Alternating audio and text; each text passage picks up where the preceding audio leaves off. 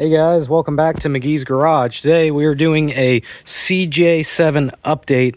This is the CJ7. It's been on the channel for a couple months now. Just a quick rundown. Blazer axle, small block Chevy, turbo 350. It's a pretty clean Jeep. It's got a couple little rust holes here and there, but it's really clean for a CJ7. Hard top, of course. And we're sitting here with the new motor for this CJ7. Excuse my hand, it's covered in aluminum dust I've been polishing. This is a LS. I believe it is a 5.7 out of a truck. Cathedral ports. We need a truck intake for it. If any of my Central Florida viewers have a truck intake laying around and some other LS parts, I need that. We got this motor for a very good deal from a neighbor who did not need it anymore. Here it is, sitting on an engine stand. We're going to crack it open, make sure everything's all good, and we're going to throw it in the Jeep. That currently has a small block Chevy. There's nothing wrong with it. It runs fine. It's just a little tired. It's an older Chevrolet motor, so you know how those go. As you can see, it's on the lift right now, and we've been messing around with the front end. There was a huge, ugly shackle right here on the front. There's actually one of them laying over there. It was just way too big. It was just steering into the ground. The caster was all off. So, put shackles, actually the stockies out of my Ford Ranger on the back, and it's got us about 8 degrees of caster, and that's exactly where we want to be on this truck.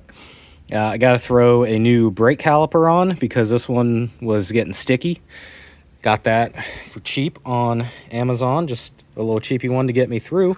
And we can start figuring out what we're going to do with this LS. My buddy Johnny gave me a computer for it.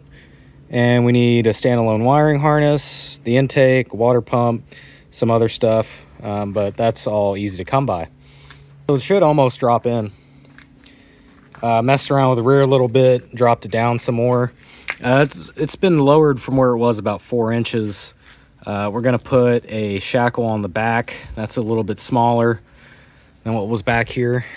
And it's all in all probably going to ride better and handle better as well. We're going to take some leaf packs out of there because it's riding just a little too stiff. Of course, we got the old Roxor here.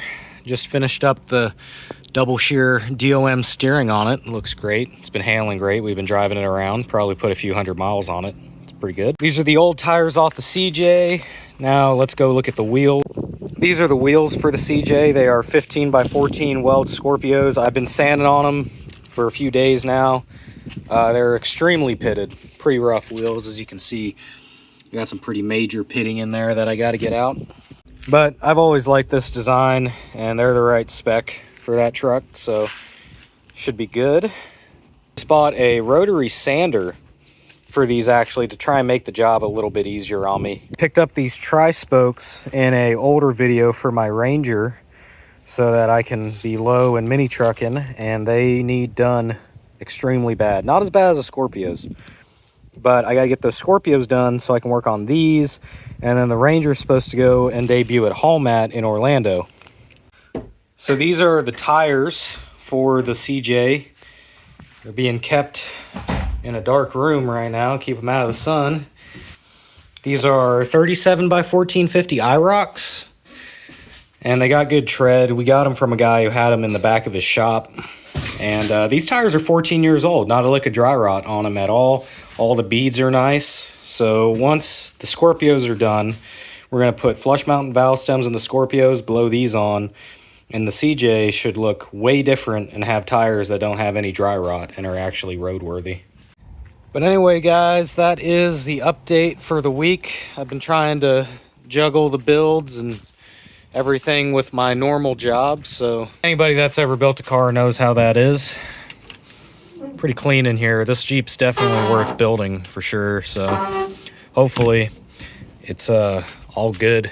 Hopefully it'll be on the ground and ready for some shenanigans, maybe by the end of the year if I'm lucky. It's a weekly update, guys. Thanks for watching, and I hope you enjoyed this short episode of McGee's Garage. I really appreciate you guys watching. I'll see you guys in the next one.